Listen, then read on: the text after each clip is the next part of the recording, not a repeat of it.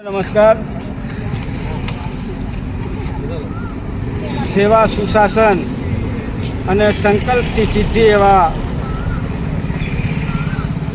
આ વિશ્વગુરુ તરફ ભારત બનવા જઈ રહ્યું છે, ત્યારે અમૃતકાળની અંદર આ દેશના યશસ્વી વડાપ્રધાન આદરણીય નરેન્દ્રભાઈ મોદી સાહેબના શાસનના 11 વર્ષ પૂર્ણ થયા અને એમણે અનેક જનહિત કલ્યાણકારી યોજનાઓ બનાવીને છેવાડાના માનવીની સેવા કરી અને આ વિકસિત ભારતની જે સંકલ્પના છે તેને પૂર્ણ કરવા તરફ જઈ રહ્યા છે. ત્યારે આજે છોટાઉદેપુર જિલ્લાના અને છોટાઉદેપુર લોકસભાના કાર્યકર્તાઓ અને અમે બધા લોકો સાથે મળી અને 2 દિવસની પદયાત્રા ગોઠવી છે.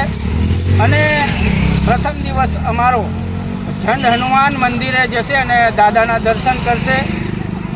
19 તારીખે આખો દિવસ અમે લોકો ઝંડ હનુમાનના જંગલોમાં વિતાવીશું અને 19 તારીખે સાંજે નીકળી અને 20 તારીખે પાવાગઢ મુકામે મહાકાળીના દર્શન કરી અને પ્રાર્થના કરીશું કે મા મહાકાળી અને હનુમાન દાદા નરેન્દ્રભાઈ મોદી સાહેબને ખૂબ શક્તિ આપે અને આ દેશને વિશ્વગુરુ તરફ લઈ જાય.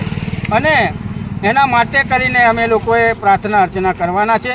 ત્યારે આજે મારી સાથે અસંખ્ય કાર્યકર્તાઓ જોડાયા છે. સૌને હું ખૂબ ખૂબ શુભેચ્છા પાઠવું છું અને સાથે સાથે તમામ જિલ્લાવાસીઓને, તમામ લોકસભા મત વિસ્તારમાં આવતા નાગરિકોને, મતદાર ભાઈઓને અને દેશવાસીઓને અપીલ પણ કરું છું કે આપ પણ નરેન્દ્રભાઈ મોદી સાહેબ જે હરિયાળું ભારત જોવા માગે છે એમ આપણે પણ એક પેડ માં કે નામ વાવીને, વૃક્ષ વાવીને આપણે સૌને આ ભારતને હરિયાળું બનાવીએ એવી શુભેચ્છા. વંદે માતરમ. ભારત માતા કી.